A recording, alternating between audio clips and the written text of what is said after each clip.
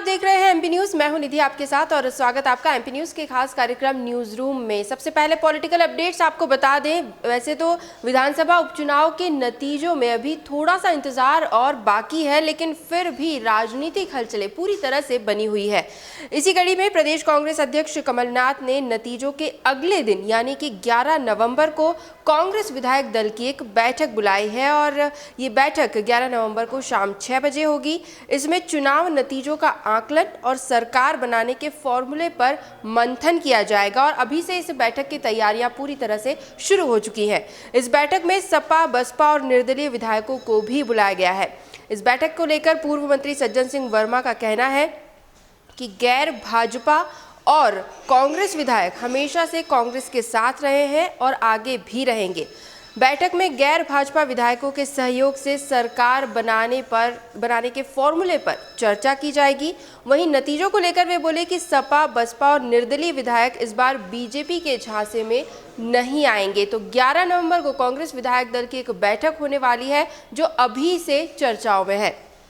अगली अपडेट, आत्मनिर्भर भारत और आत्मनिर्भर मध्य प्रदेश की योजनाओं को आगे बढ़ाते हुए बीते दिनों शिवराज सरकार ने चीनी पटाखों और उत्पादों की बिक्री पर प्रतिबंध लगा दिया था।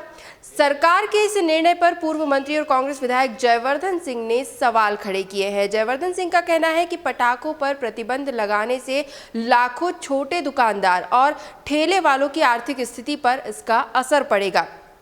जयवर्धन सिंह ने ट्वीट करते हुए लिखा कि चीनी उत्पाद और चीनी पटाखों की बिक्री पर प्रतिबंध लगाने से बेहतर है कि इन उत्पादों के आयात पर ही प्रतिबंध लगा दिया जाए। बिक्री पर प्रतिबंध के नाम पर हम हमारे ही देश के उन लाखों छोटे दुकानदार और ठेले वालों की मेहनत का पैसा बर्बाद कर रहे हैं जो इन्हें बेचकर अपनी जीविका चलाते हैं। तो पूर्व मंत्री जयवर्धन सिंह ने शिवराज सरकार के इस फैसले पर अपनी प्रतिक्रिया दी है जो सोशल मीडिया पर फिलहाल छाई हुई है और इसे लेकर काफी चर्चाएं हो रही है।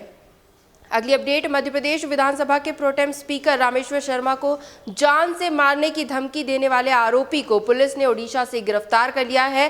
फ्रांस में जारी विवादास्पद कार्टून के खिलाफ कांग्रेस के विधायक आरिफ मसूद के नेतृत्व में भोपाल में हुए प्रदर्शन का विरोध करने के बाद रामेश्वर शर्मा को धमकी मिली थी। आरोपी ने स्पीकर को फेसबुक पर जान से मारने की धमकी दी थी, जिसके बाद प्रोटेम स्पीकर के लिए सुरक्षा की मांग की गई थी, लेकिन अब पुलिस की गिरफ्त में है आरोपी। फेसबुक के जरिए जान से मारने की धमकी दी गई थी, लेकिन पुलिस ने तुरंत एक्शन लेते हुए जांच पड़ताल की और ओडिशा से इस आरोपी को गिरफ्तार भी कर लिया गया है।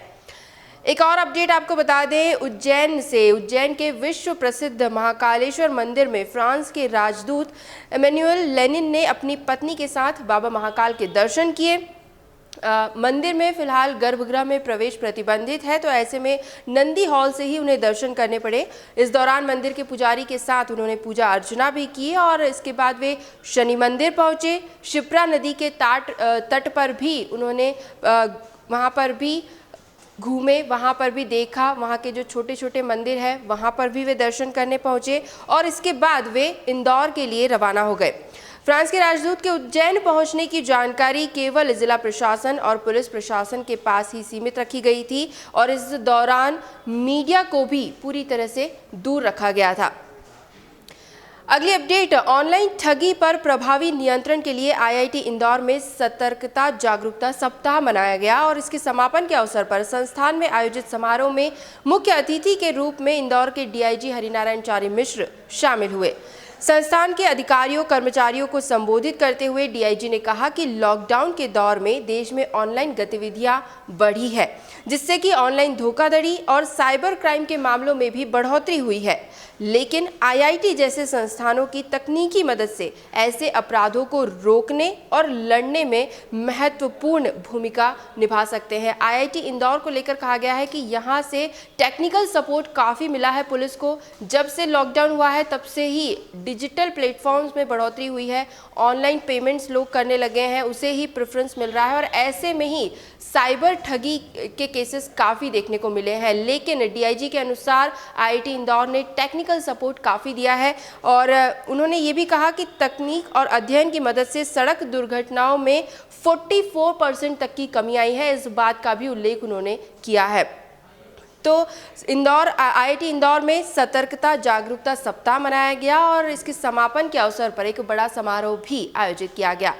अंत में बात करेंगे कोविड-19 के अपडेट्स को लेकर। तो पिछले 24 घंटे में मध्य प्रदेश में 778 नए केसेस सामने आए हैं।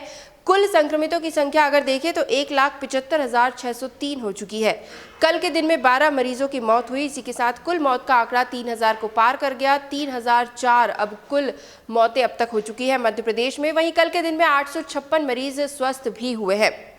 हॉटस्पॉट इंदौर की बात करें तो 81 नए मरीज सामने आए हैं। कुल संक्रमितों की संख्या 34,528 हो चुकी है। कल के दिन में 3 मरीजों की मौत हुई। वहीं कुल मौत का आंकड़ा 690 हो चुका है। पिछले 24 घंटों में 65 मरीजों ने कोरोना को मात दी है और स्वस्थ होकर अपने घरों को लौटे हैं। राजधानी भोपाल की बात करें तो 179 नए संक्रमित सामने आए। कुल संक्रमितों की संख्या 25,720 हो चुकी है।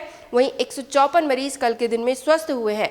इसी तरह पिछले 24 घंटों की कुछ खास जिलों की अपडेट आपको बता दें। ग्वालियर 55, खरगोन 14, सागर 37, उज्जैन में 9 मरीज नए, मुरैना में 8, शिवपुरी में 12, शहडोल 16, रतलाम 15, सतना में 18 और बड़वानी में 5 नए मरीजों में कोरोना की पुष्टि हुई है। तो एमपी न्यूज़ के न्यूज़ रूम से फिलहाल यही अपडेट्स। लगातार और भी खबरें और भी जानकारियां हम आप तक जरूर पहुंचाते रहेंगे। बस आप बने रहिए हमारे साथ, देखते रहिए एमपी न्यूज़। धन्यवाद। एमपी की नब्ज, एमपी का हाल, मध्य प्रदेश की हर खबर एमपी न्यूज़ टीवी के साथ। लगातार खबरों के लिए सब्सक्राइब करें हमारा YouTube channel MP news TV. Latest updates के लिए बेल आइकन दबाना जरा भी न भूलें।